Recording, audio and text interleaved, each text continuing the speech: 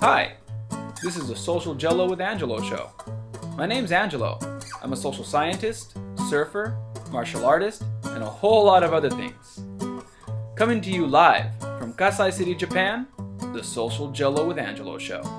Welcome to another episode of Social Gelo with Angelo podcast. This is a follow-up to a CTE episode I did a while back about traumatic brain trauma and sports. And today we have Will Person. Did I say it right?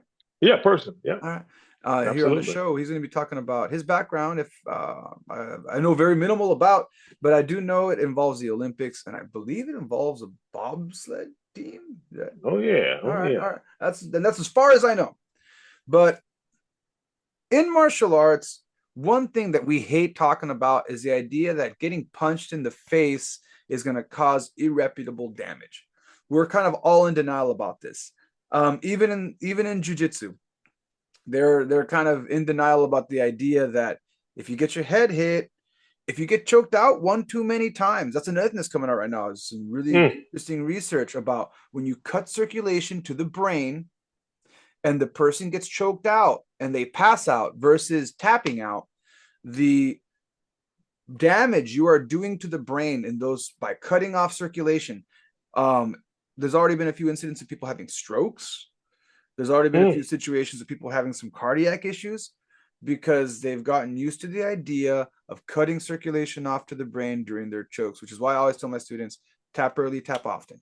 So that being said, we're going to kind of step outside of the realm of martial arts for some of my listeners, but I think it's a great episode to stick around for because Will's got a background in traumatic brain injuries. He's talking a lot about what's happening, not just in martial arts, but in the general area of sports in the world right now. Because coming from an Olympic background, there's a big problem with a lot of traumatic brain injuries. And if you want to learn more about how they work, that's why I'm talking to Will. And that's why Will's sharing his story with me today. With that being said, Will, thank you for being on the show. So, Will, what's your experience with traumatic brain injuries and brain trauma? Well, before we get there, I got one for you. My background was mental health. Oh, okay. When I left college, I worked at this place. I cut my teeth at a place called it's San Joaquin County Mental Health Department. It's the first mental health facility that was west of the Mississippi River. So all the extreme behaviors came there for help. And so I learned. I cut my teeth learning about depression, bipolar, schizophrenia, and then we also had the criminally insane come through there for court sometime. And I got one for you too. Most people don't. This might date me a little bit, but there was people still walking around who had lobotomies back then. Oh yeah. Oh yeah. So and then I actually when I joined Team USA, the first 2 years I had already owned. I wrote the first ever independent living transitional housing program for youth, and that's what I was doing before I joined Team USA. So mental health is my background, which is going to bring us full circle in a minute. So what happened is one day when I left Team USA, I raced for 9 years, and man, what I found out now was every time I went down that track, even on a smooth ride, I was getting micro concussions, right? Like I've had 7 probably nasty crashes in a bobsled, 2 within an hour during a World Cup race. I mean, so I've been beat up pretty good, but I've only had 7 crashes over a 9-year career where I know some people who crash maybe like 17 times a year. So my crashes weren't too bad.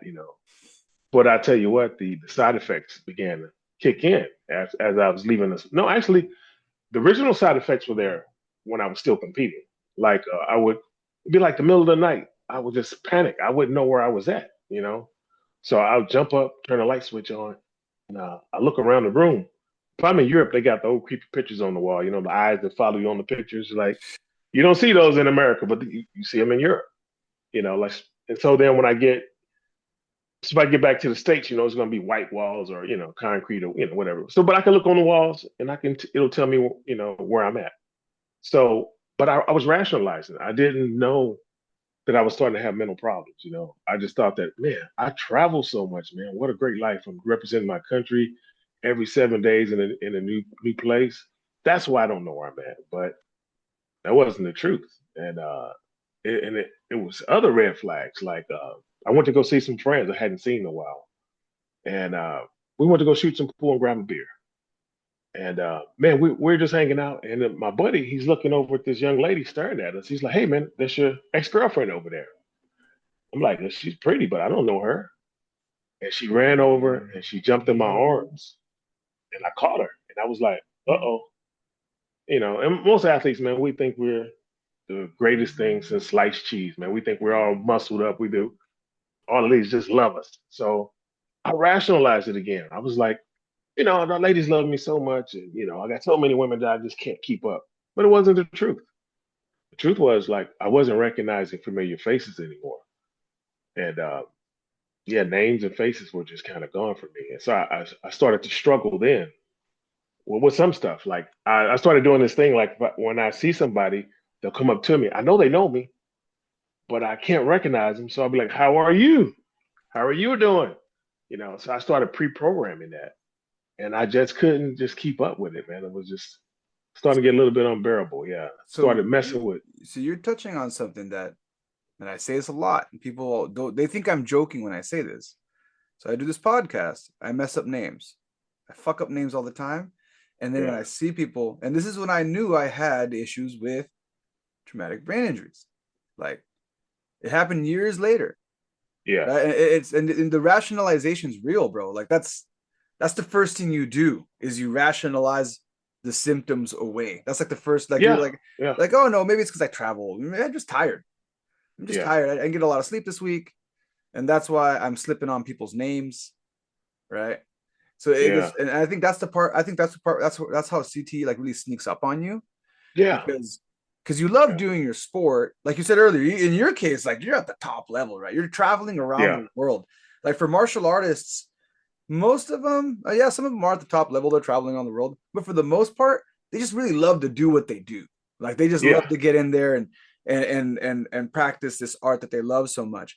So it gets really easy to be like try to tough it out because Yeah, we're being told to tough it out. Like, yeah, yeah, yeah, and I'm sure even though in bobsledding, you're not going to have that tough it out like in a martial arts sense, but still, like at that level, your coach is going to be telling you you're surrounded by yeah, everyone who's toughing it out. So like the rationalization is real, right? You're gonna rationalize some of yeah. that stuff away.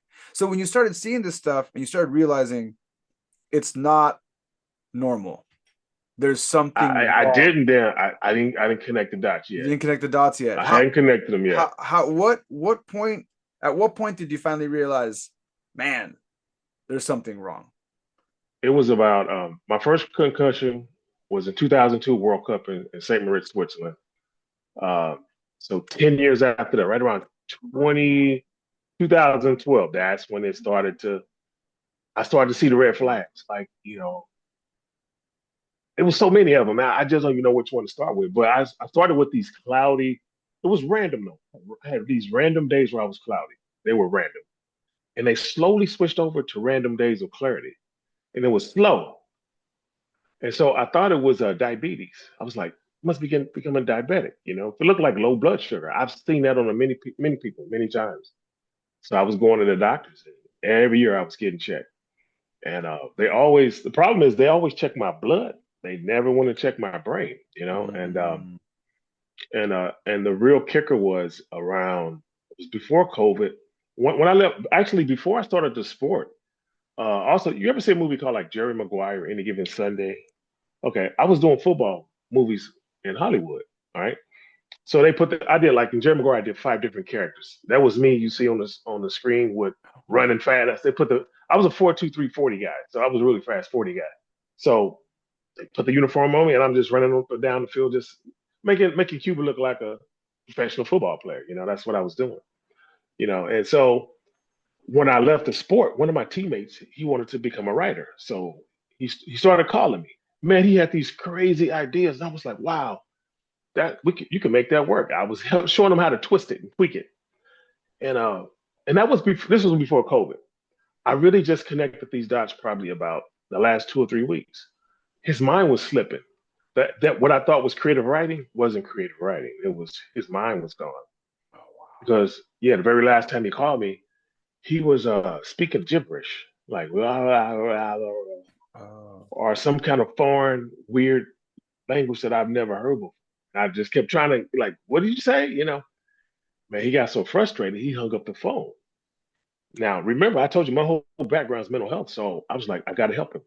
So I told myself every day, get him some help. And every day passed, I didn't do anything to help him at all, like nothing. I didn't make a phone call, I didn't do anything. So eventually, I get the word that he went to his family's factory and he hung himself, right? Yeah, and so I felt responsible. I was like, yeah, I just felt it was partly my fault because I didn't do anything. I knew something was wrong. And then eventually I got the word back. He was in stage 4 of CTE. Oh, And wow. I was told his brain was so bad it's worse than even any NFL player they've ever seen. And then, and so that guilt, like I said, that guilt was sitting on me. And I was trying to figure out something to do to make things better. And I guess the next thing came was, man, I hate to even say this, but it's the truth. But like, I couldn't help him because I needed help at that time. See, what people didn't know is like I took the mattress like off my bed in the bedroom and I put it in the floor of my living room. So it was the shortest distance between the kitchen, bathroom, and the front door. And like every day before I go to bed, I had to get. I never drank coffee or soda before. I was an athlete. I was my temple is my vessel. So every night before I went to bed, I started putting a thermos of coffee or Coca-Cola on the nightstand. Or when I put the mattress on the floor, it was on the floor next to me. And so every day, if I didn't have that, I was going to stay asleep until about 3 o'clock. I wasn't getting out of that bed. And so it was just something I put in place to kind of help me. And it just, I was slowly fading there. I got to the point where I was lost in my own community. And I was only walking like a straight line. Like I lived on the middle of this block. I had to do was go walk up about 200 meters, make a left. Stores are right there. How do you get lost coming home? But that's what was happening. And so I realized all of my teammates, including myself, we all had the same stuff. Except some people had it worse. Like some people had Parkinson's and Oh, some wow. people had seizures and strokes and aneurysms. But most of it's just like memory loss, cloudiness, anxiety, confusion. Yeah, man, it was just pretty brutal. So I couldn't help him because I needed help. And I You mean, know, in yeah, that situation, like I always say, like, because I've lost one, two, and I count my third one as a technical suicide because the guy drank himself to death. yes, Um, yes, yes, I've lost 3 people to suicide. So the first time was like yeah, I felt really guilty, like I should have done something. I should have been nicer to them when I did see them. This is pre-internet. I was a teenager at the time, and I didn't even study psychology. But I yeah, felt like I should have been better. I should have been a better friend. The second person was I should have contacted them. He was in the military, and it was such a sudden, quick loss yeah, that I didn't see it coming because we just kind of lost contact. Like I moved to Japan, didn't talk to him as much as I wanted to, yeah. and he seemed okay. We'd message a little bit on Messenger, and he was he was my martial arts partner, and again we hit each other in the Mm, head quite a few times. There was a few times yeah. what you mentioned there I'm guessing in your case when you got the concussion, you got checked by a medical professional and they told you had a concussion. That's the whole thing. None of us, we never got checked out. Okay, so like Never checked out. oh, so it's just like martial arts. So like, Yeah, yeah, yeah, we're exactly, it's exactly the same. Because yeah, what happens is, unless you're actually in the ring, if it doesn't happen, and that's normally when it doesn't happen. By the way, that's normally when it doesn't happen. yes, For martial artists, it yeah, usually happens in practice. So it, right, it, it normally doesn't happen in the ring. It happens in yeah, practice. So it happened in practice, and we have like terms like, "Oh, you got your bell rung. yeah, You just got a yeah, concussion." yeah, And we just I didn't know how bad it was until I was older and I went to the amateur circuit to do an MMA fight, and I got a TKO, and the referee stopped it because the guy got a left hook on my chin, and it's MMA. So I immediately, before he dropped me, I felt my knees buckle, and I grabbed him in a double leg takedown and instinctually took him down to the ground. And yeah, then now the referee's pulling me off him. And I'm like, what's going on? Like, I got my tackle. Why is he stopping the fight? And he said, this is amateur MMA. you need to see straight right now. I can tell that you just got hurt. And I was arguing with the ref. I'm fine. Let me fight. I'm fine. It's got my Yeah. bell rung. This is stupid. Let me fight. This is dumb. And they were Yeah. just being very strict about what an actual concussion is. And at the time, I was just mad because I wanted to fight. Yeah. And then later, when I looked at it, I was like, fuck, wait, if that's a TKO, I thought about all the other times that I've had much worse in Wow. practice. I thought of all Yeah. the other Yeah. times that I got hit and I was down on one knee, spitting blood out, being asked by my instructor, can you continue? And say, yeah, I can fucking continue because I want to pass my Yeah. test. And I shaking it off. Much worse than that fight. Like that fight, I was just like, oh, a little wobbly. No, like I've gotten to the point where the vision is blurring and I can't see. I'm getting tunnel vision. Yeah. Yeah. And I just remember consciously blacking out, coming back, and my coach talking. I can kind of hear what he's saying, asking if I can continue, coughing up, my nose is busted, I'm spitting out blood, and I'm like, okay, I'm gonna fucking go. Wow. And I get up and keep going. And I thought back to that, and I'm like, so that must have been like a serious concussion. Yeah. And that was a light one. And I just started counting them. And we all went through that. So my Yeah. friend who committed suicide, he went through that.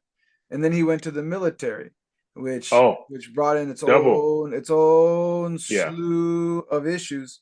And even though he Yeah. was not active duty in the Middle East at the time, because the time period was the Middle East occupation, he was, because he spoke Spanish. They had him on the border. They had him on the border as a nurse, as a medic, and he was helping people that were crossing. They were either trying to illegally cross, and they'd find their bodies. So he was going through some Yeah. trauma. He was going through a lot of trauma that he Yeah. wasn't talking about. And Yeah. suddenly he takes himself out. And the night he stopped drinking, he actually went sober. He started going Hmm. sober, and things looked really good for him. And what seemed Yeah. out of character, and that's why I felt bad not contacting him, is the last message he put on Facebook was, "Woo, I'm going to go to a Snoop Dogg concert." And I think I saw a picture and he's holding a drink in his hand. And I didn't think twice about it. I'm like, oh, he went sober Hmm. for a while, now he's drinking. Oh, whatever. He used to drink Yeah. all the time, not a big deal. And then the next day he shot himself. So like I felt guilty about not seeing the signs. And anything I can say, I don't know if it Yeah. helps you anything, is there's not much we can do. Like what's going to really kick you and really hurt is when you see the signs. Even when you do see the signs and you try to be there for someone, Yeah. it'll make you feel better, like you did everything you could, kind of like the Yeah. doctor who tried everything they could before they lost a patient. But in reality, it's just like a doctor. Sometimes there's those situations where Well, I you can't disagree with you on that one. I got you can't burn yourself through the coals yeah. over it. You know what I mean? Well, I disagree with you on that one Oh, okay. because I tell you what. Let me tell you why. All right, all right. I took between 1 to 6 rides, bobsled rides per day. Right now, every time I went down that track, even if we didn't get a bell rung, we was getting micro concussions just because of the extreme G forces. Fighter pilots do about 12 to 15 Gs. We were, according to the New York Times, we were pulling 84.5 Gs. The space shuttle pulled 3. One time we took the fighter pilots on a VIP ride. I did 6 rides that day. They went down one time, and when I got out the sled, they were all rattled. And I was like, "Come on, you guys are the best of the best. Like, how could you be rattled?" That's what I'm thinking to myself. An article just came out last December. It was, once again, New York Times. The fighter pilots have the exact same problems that the bobsledders have, from the depression, the suicides, Parkinson's. If you anything that's CTE related, it's in that community too. And so what I did, you know who Joe Namath is? No, You don't know Joe Namath, the old football no, player? no. Oh my I'm bad. I gosh. told you I'm bad about Yeah, something. yeah. No, no. Okay. He was like the first flamboyant quarterback in the NFL, like in the 60s. Okay, He okay. was out on the sidelines with like mink coats and fur, he was that guy. And so he put some videos out, right? And in that video, he said he used hyperbaric oxygen to reverse his CTE symptoms. Oh, Now, if you go look up CTE, you're gonna see all the worst of the worst. You're gonna see this person murdered that person, this person killed themselves. It's all like we've had several of those. We had a shooting about a month ago here in New York. There was a guy, he said he had CTE. He left a CTE suicide note. He went to the NFL office to shoot it up. And so he left a note, check my brain. This was about a month ago. They checked his brain. He had CTE. He did have it. they don't diagnose it till death when they go cut your head open and look, you know. But for me, I told you I was crawling on the floor. I was lost in my own community. I was at the worst. And for me, like, one of the reasons I didn't kill myself is I was an older gentleman in my neighborhood when I was a kid. He killed himself, right? And I saw how it affected his family. So I didn't want to leave that trauma on my family. And so I made a deal with God, like, you know, if you just take me, you know, it won't be so bad. It'll be my time. But I can't. I said, I'm not going to kill myself. So you just have to take me. So every night I'm praying for that every night because it's awful. Your brain gets stuck on the loop. And so for me, when you in that mode, I was at the worst. So like I didn't know what any day was. As soon as I wake up, I'm looking at a book, like a calendar, to see what day it is, that little planner. And then once I figure out the day, now I got to figure out what month we in. And I always thought it was the same 2 months, January or August. I don't know why the same 2 months, but it's the loop. And so when I'm going through that struggle, my brain is telling me it's time to go. It's time to go. It's death, death, death. You know, you stuck like that. And let's say I go outside and it's a beautiful day, right? My brain is telling me, oh wow, this is a beautiful day to die. So when you get fixated, that brain is locked. So imagine our military guys coming back with the same symptom. Now they're the trained best killers in the world. And matter of fact, I put a video out on the same day that guy did the New York shooting. I put a video out. I said, guys, I know we see our football players, athletes doing this, but that's not the population I'm afraid of. It's our militaries coming back like Oh that. man, no, And they're at the very, because right, because we're talking about as civilians, we're talking about what CT does to as a civilian, right? But yeah, you start throwing in trauma on top of that, like on top of yeah, physical trauma, the things they're experiencing, the things that they're seeing out in the yeah, field. And that's like I said, I didn't connect the two for my friend. Like I didn't. yeah, I just figured, hey, you know what? You're just out there. You're not on active duty in Afghanistan. So what's the worst that yeah. you're seeing? And it wasn't until years later that I'm like, oh shit, no, he was seeing some pretty bad stuff because he was the medic. So like that means Oh, yeah, he's seeing dead kids. That means yeah, he's seeing dead families that didn't make it yeah, across the border. That means he's seeing shootouts between the cartel and the military. He's yeah. seeing some shit and he just never talked about it. Yeah, but also if he's around anything with those blasts, explosions, blasts, In training, that's right? it makes your brain go like your brain wants to expand, but it can't. That's Mhm. the same as a concussion. Yep. And That's exactly what a concussion plus he is. did martial arts. So he's got Yeah, he's got the yeah, constant impact to the head, right? Like yeah, um quick note. So you were saying you mentioned your connection with God to get you through those dark times, right? For yeah. me, what helped me through my dark times, and this is now we're getting to men and mental health, and I'm already going past time. I'll figure out my time issues later. That I told you off camera. Yeah, yeah, We're going yeah, yeah, overtime. We're going overtime, man. So what happened with me was as a man, I always say this: men have a hard time expressing sadness. yes. What's the first thing that a man will express really quickly? What's the emotion that men can socially acceptably express and not many people will bat an eye? Anger. Anger. Yep. Yeah, That's yeah, the one thing. A man can always express anger and no one will bat an eye. A guy starts crying, yeah, the whole room turns. A guy yeah, gets pissed yeah, off, everyone's, yeah, what's he mad about? Right. yeah, So for me, it was anger. And I didn't realize I had a problem. Man, I sound like an alcoholic here. I didn't realize I had a problem, yeah, but that was really the problem. And it had nothing. I always thought that, because I always was, when I was younger, I partied a lot. And as I got older, I started cutting stuff out and trying to be as close to a sober lifestyle as I could, started drinking yeah, in moderation, all that stuff. And I thought because I did all these things that I was safe. I'm safe. yeah, I'm not going out drinking with the guys. I'm not smoking weed no more. Like I'm safe. I'm leading as clean as a lifestyle as I can live. Studied psychology. I'm in the super safe zone. I'm immune to all that stuff. I yeah. studied it. I'm good. And it wasn't until my wife got in my face and I almost ruined my marriage. And I love her to death and I love her so much for getting in my face and saying, if you continue to be this angry, and I was Mm, 100% sober. I was living a sober lifestyle. I'd have maybe 3 drinks a night. And she was talking about my behavior during the day. My behavior Yeah. during the week, not some time where I'm. And I was never an angry person when I drank, but she confronted me about how I always behave. Hmm. Right? We can excuse an angry night of drinking on drinking, but you Yeah. can't excuse an angry outburst sober. And she Yeah. was, and I know not that I ever did, but for anybody watching this who might be doing that, right? And that's a whole other slew of Yeah. issues in psychology, and we're not going to go down that rabbit hole.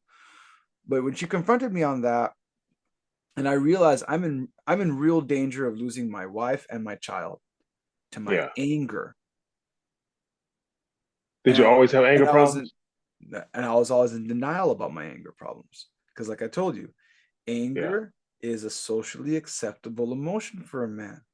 Yeah. So if I got, and then if, and here's the other thing I found out when I started doing the research on anger, and a book that really helped me was Feeling Good, The New Mood Therapy by David Byrne Brooks. And he goes into a long explanation of different ways to use cognitive behavioral therapy. So if you're out there and you're looking for something, it's a great book. Yeah. It's a great book that gives you different things for different stuff. There's anger management issues, there's stuff for substance abuse, all kinds of stuff. It's like a 12-hour audio book, and it's a very thick book. But if you kind of have an idea of what's going on, it's a great place to start. But for me, Yeah. I realized I was in denial about being angry. And since another thing you'll find out when I started doing the anger research was that I can excuse, especially because for a man, anger gets things done. That's the Yeah. other problem. Yeah. Is if I'm having a wall, if I'm hitting a wall and what I need to get done, I can get angry, and then the person who is the problem, right? The person who is causing a problem might back off and I might get my way. So that's now reinforcing the idea that anger works. Anger got what I wanted. But that used to work until a lot of people like you showed up. See, now you don't know who's really a martial artist or MMA guy. You don't know that anymore. You just don't know who has those skills. Yep. And then the other Yeah. problem, the other problem was, and I'm trying to find the other book that helped me diagnose the fact that I had an anger issue, because I think it was called, yeah, it's called Rage, a step-by-step guide to overcoming explosive anger by Ronald Potter. That's a great book. That was the one that made me realize that I have Yeah. anger management issues, right? But when did it start though? When did your anger Well, here's kick the in? thing. When I finally realized I had an anger management issue and I read that book, they started talking about the profile of people who have anger management issues. And they started talking about trauma, abuse. And Yeah. as a kid, I had a lot of physical abuse that I just compartmentalized as, hey, Yeah. I come from the generation that kids got smacked. Yeah. Yeah. Not a big deal. I don't hit my kids. I never laid a finger on my kids. But I come from a generation that felt that discipline meant hitting. Yeah. So I rationalized it. Back to our rationalization, those rationalizations. Nah, that's just everyone. No, everyone is like this. Yeah. Everyone has that background. Everybody in my generation got smacked around. That's not a big deal. That's not that big of a deal. But what Yeah. I didn't realize was I had certain triggers in me because of that. And, Ah. and I had certain things that would trigger me. And okay, I didn't Yeah. hit anyone, but I would sure as hell yell at people. I would sure as hell get red in the face and just stop myself just at the point where things would be no longer socially acceptable.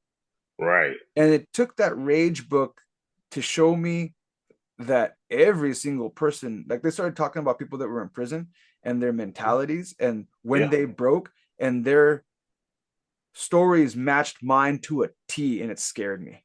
I'm like, oh shit. So I'm literally like just thin line away from ending up in prison, just one rage attack away Yeah. from finally losing it and end up being, because that's where it ends. Anger Yeah. ends in prison, and then the depression, because depression's a Yeah. part of it too. But what do we do as men? We mask it with anger. I don't feel sad. I'm mad. I'm mad. And then suddenly I'm sad, but I'll never admit that to anyone else. And that's where suicide can really thrive. Yeah. That's where suicidal ideation can really thrive. Because unless you have a background in psychology like you or me, and we'll openly have a conversation with someone else about, hey, this is a struggle on this issue I'm having, right? We will, Yeah. most average person, average man, bottle it up, explode, and then the anger pushes everyone away. Anyone who was actually going to help you, in my case, my wife, Yeah. I'm pushing all my loved ones away. I'm isolating myself. And Yeah. now I'm just in foster ground for that, right? So like that mood therapy book helped me realize, well, the rage book helped me realize I had an anger issue.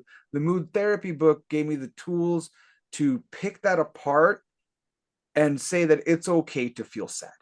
It's okay to Yeah. admit that you are depressed. It's okay to say, you know, it's fucked up that I was raised the way I was raised. That was Mhm. not right.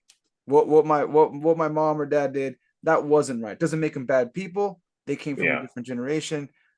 But I don't have, the cycle ends with me, and I don't have to take that out on myself anymore, right? And that the and to have mood therapy gave me all the signs of, oh, this is happening because of this. You're having this anger issue because of this, and that's in the past.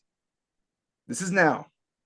Yeah. I can hinker down and make it an excuse. That's the other trap. Oh, I'm angry because of my past. Oh, I'm angry because of this. That now gives you an excuse to continue to do it. No, no, no. This is now. My mom is not smacking me in the face right now. So Right. so right now I have to deal with now. Right. So that's the cognitive behavioral So, psychology method really helped me. And then later with the CTE stuff, with the research I found out, I'm like, oh wow, so I combine all that with CTE. No wonder I'm having why am I having suicidal ideation? I live in Japan. I have a lovely marriage. Because after I figured out that out, I thought I was again, I'm cured. Woo! I'm yeah. Yeah. cured. I've been cured. And that's not how it works. You're never oh, newsflash for anybody who's watching. And both Will and me have psychology backgrounds. Sadly, you're never cured. It's a constant maintenance thing. So like Yes. I was like, oh yeah, I'm cured. I figured out I have anger issues. No. I'm Well, not actually, cured. the thing is, I have insight, which will help. But go ahead, Will. but yeah, a lot of the things that you're saying, like you really line up with the concussion people, with CTE people. And that's why I was asking you specific questions about when the anger started, when you remember it starting. Because, like, if you look at Google the last 10 NFL players who committed suicide, they were all now living away from their wife. Oh. Because, they get anger, they get rage and all that stuff. They're not doing well. And you said something that they always say before every suicide or before every murder that they commit. They were acting out of character. That's the major one. And so for me, I gave up. Like I was like, okay, I know what this is. I'm not gonna make it. I'm ready to go. God, please just come get me. And so what I did, I was laying there till I was ready to die. That's what it was. But when Joe Namath showed up, he said he used hyperbaric oxygen to reverse his symptoms. Meanwhile, I've tried everything that's out there to try, everything I can read up on, everything, any doctor can tell me anything. And so I went and tried this thing. I was in this chamber for 1 hour, right? They let me do it for free, no big deal. Go in there. I get out. My glasses are slightly tinted because I'm sensitive to light, smells, and sounds now. So I go to put these tinted glasses on, take them off a few times, and then the salesman said, "What's wrong?" I was like, "I don't think I need my glasses." He's like, "Oh, you one of those?" And I was like, "Okay, he's gonna try to sell me this $25,000 machine." But he was right. Some people need just you can get immediate relief. Some people need like say like 2 sessions a day for 30 days. And so my cloudiness was gone for 6 days. And I went back at the end of the next week. Now I got 9 days of clarity. Now I know this thing is real, it's working.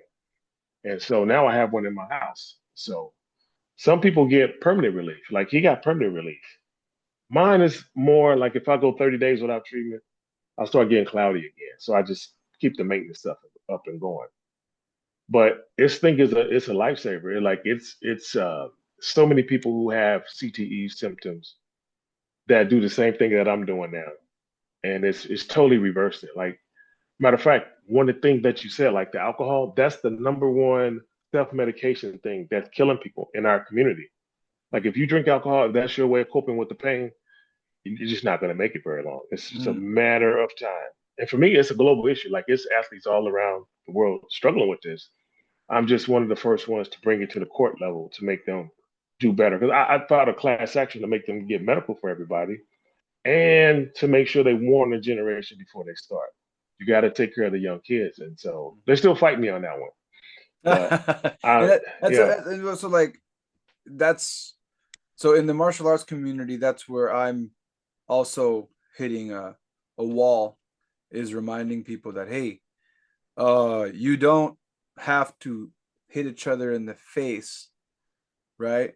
You don't, Yeah, and I know it sounds counterproductive if you're going to do it, but you don't have to be hitting each other in the face. yeah, You can literally just throw a punch towards the head. You can literally lightly touch the head. You don't have to touch right, the head. right. You can literally just touch, and it'll avoid so many problems.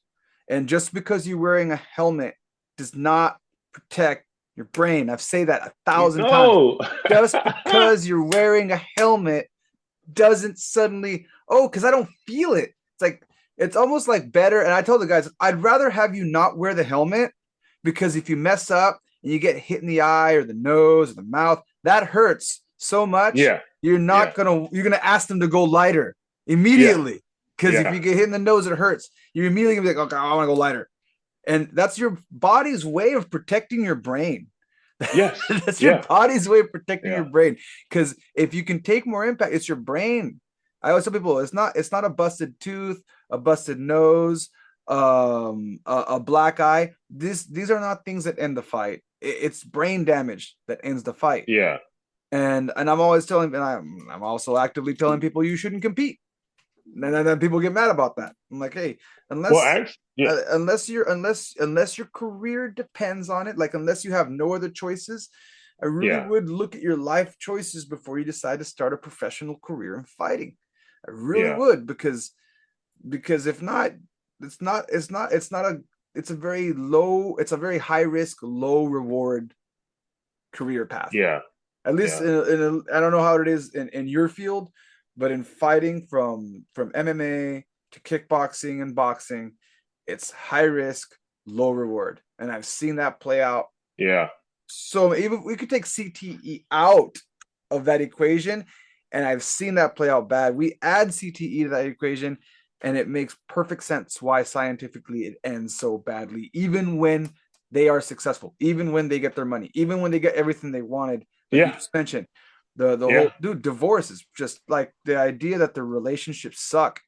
They they don't, yeah, because they don't think about it. And I always joke around, that I joke. That's my way of doing is I use comedy as a way to kind of say, yeah, I've been pushing the head quite a bit, so that's why I make these mistakes. But I'm joking and not joking at the same time.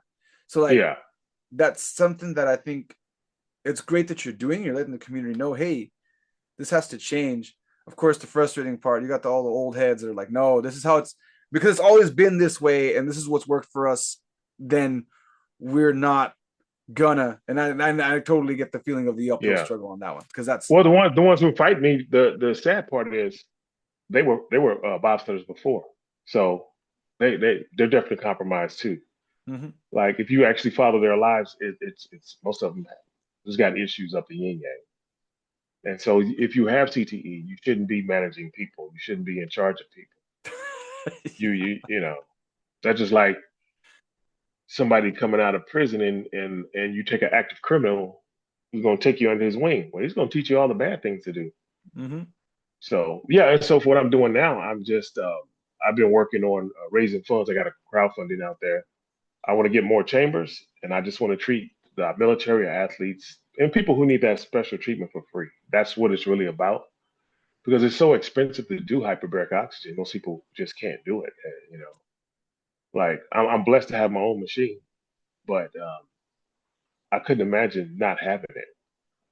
Like I literally have videos that I post like when I go some time period without it. Like I can't talk.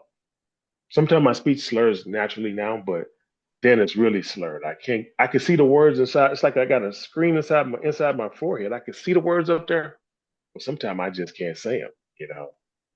So oxygen is the only thing that's really brought me back. So I really been trying to get the word out. And listen, Joe Namath was right. He's a really famous guy. Like a lot of people have been they're making me out to be the CTE internet guru. And I'm like, no, I got this information from Joe Namath. He's the one.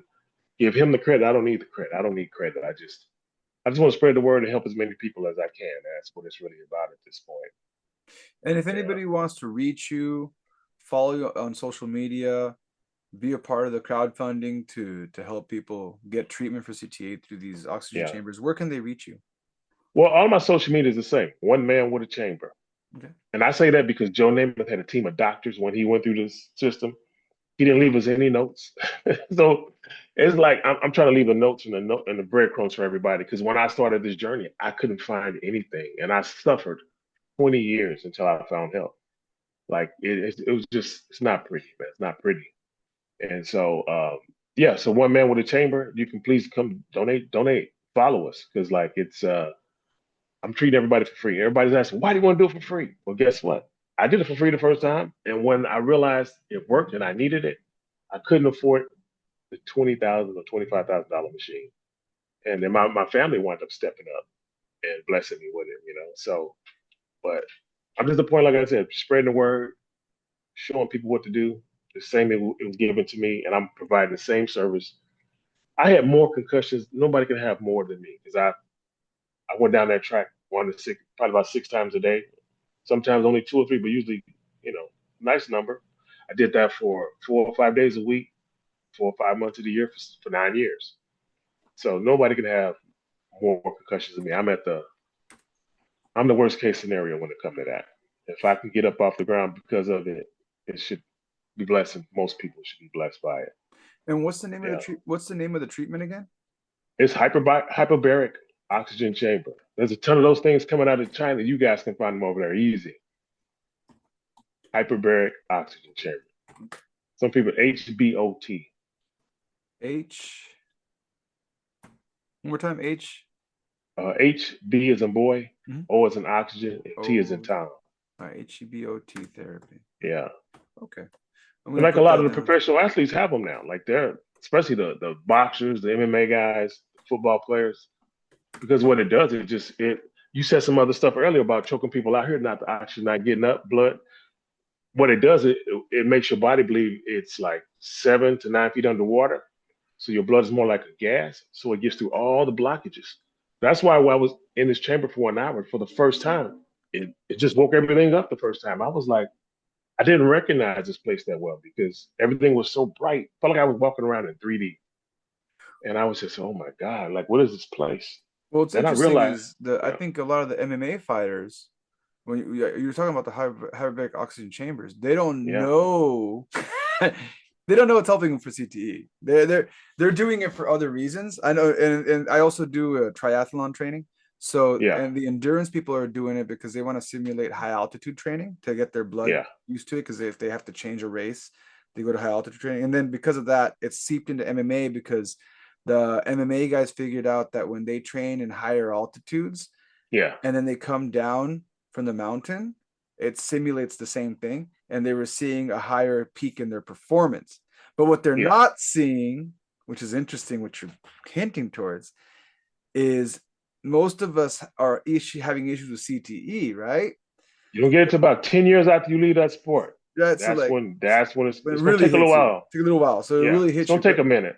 when you leave the sport, because some of these You guys will go be you're gonna be out the sport before it probably start really, really, really getting you. You're gonna see some stuff like I did. during But the it's time. Because what I've yeah, seen out of a lot of fighters is they refuse to retire. They won't get yeah, out. They won't yeah. get out. So That's a sign. that's what That's a right. sign. So Yeah, the deterioration they don't notice. They yeah. don't notice it because they won't get out, but they'll say stuff like, when I do high altitude training, my training is getting better. And I'm wondering now, I can't answer this because I don't have the research behind it, but I'm wondering an interesting hypothesis or case study that could be I'm already with you.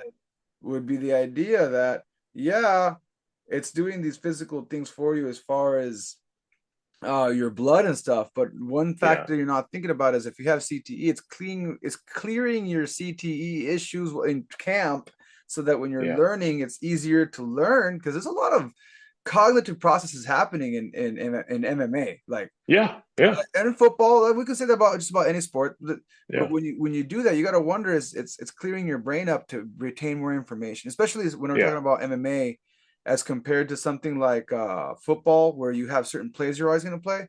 In yeah, MMA, it's very intricate, so you're always trying to get an edge by learning something new. yeah, That's and you got to wonder when you start clearing away the CTE symptoms, how much easier it is to. And I don't have to wonder. I know how much yeah, easier it is to retain more information, right? So like it's going down that pathway, that neural pathway. So I'd be really curious to see.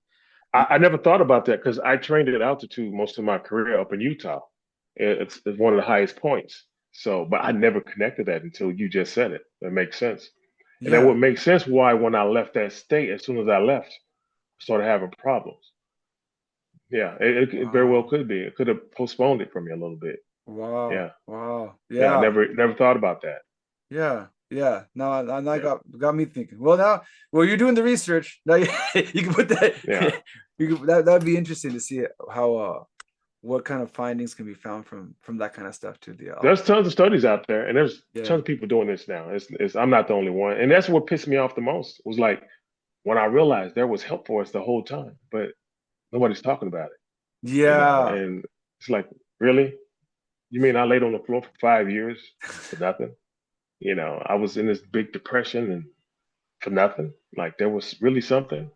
Yeah. It just doesn't make sense. Like I said, it doesn't make sense. I wish more people. I know in my field, John Hackelman, he's a UFC coach. He's openly talking about his training methodology, and he was the first. Like when I met him, I got to wrap this up. I said that 30 minutes Yeah. ago, but when I first met him, I thought, it's a big, I'm not a UFC fighter. I never made to that point, but I thought it was interesting that this guy who's trained world champions was so concerned about CTE and avoiding uh, any damage to the head. Like when I looked at his Yeah. program, a lot of cardio, there's a lot of exercising happening, but there really wasn't that much sparring happening.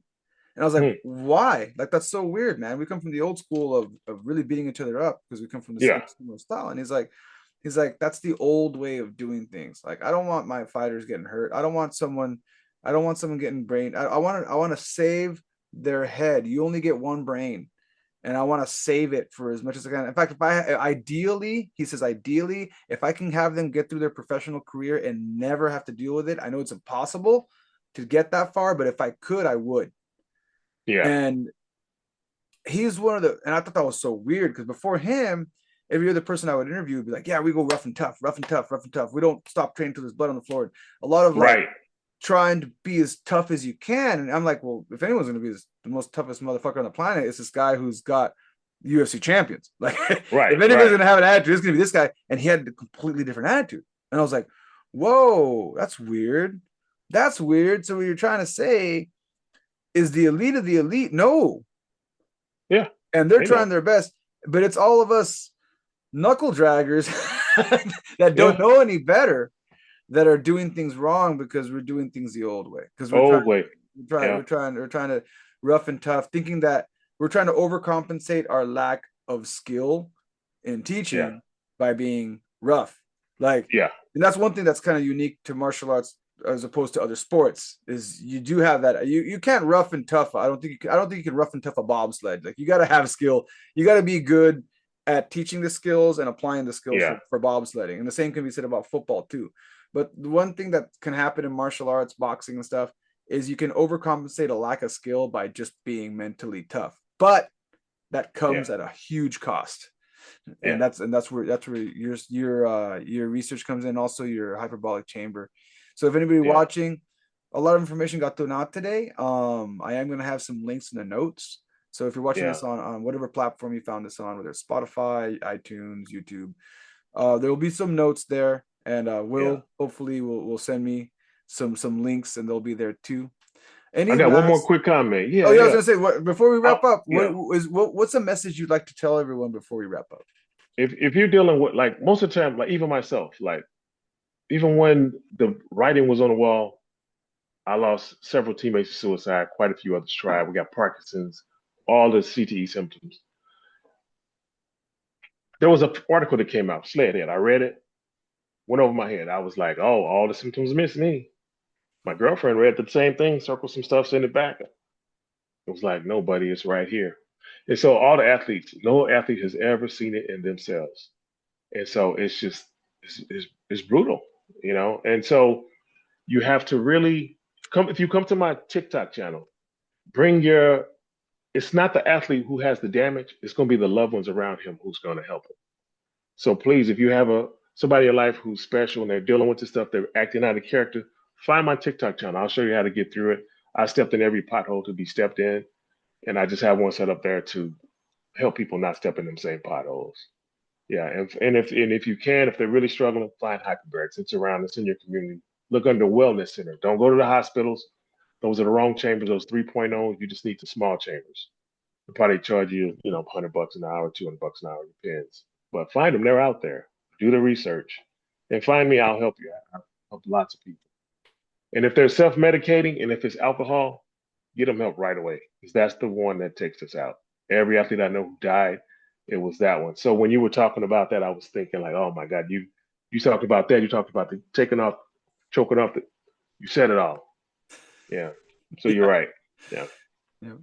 A lot of red flags that you were spitting out there. I Yeah, was just yeah. absorbing them. Yeah. Yeah. Yeah. There's a lot of red flags. A lot of red flags. And like I said, Yeah.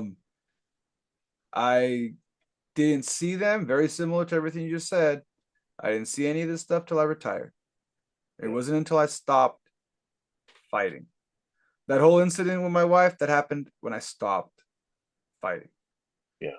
It was when I stopped fighting. I always thought there'd be a problem when I was doing, because you'll have these stressful moments with camp and all that stuff. I thought any problem, any marital problems would be coming from that. And it was when I stopped. It was when I stopped everything Yeah. that suddenly I was asking myself, why does life seem to be crashing around me during a time where things on the surface look the best? Yeah. Yeah. So Absolutely. yeah. That's what it is. Not your fault. And Yeah. it's not any of our faults. It is what it is. Mhm. But there's help out there. Mhm. There's help. And that's the whole, like, this could be so dark, but I don't have a darkness to me about it. It's like, no, let's get help. Yeah. Yeah. And for anybody watching, there's a bunch of resources. It's not like you're left Yeah. without any resources. And being able to take a step back and analyze. And I think that's what happens, right? When you're in the sport, you're so busy with the next thing Yeah. that you don't really have time to introspect like that.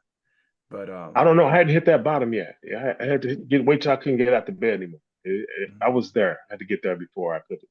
Even then, I didn't even know what it was. It took for me to too many suicides before I can be like slowly getting over there. But you got to hit that rock bottom first. Everybody bottom look different. Yeah.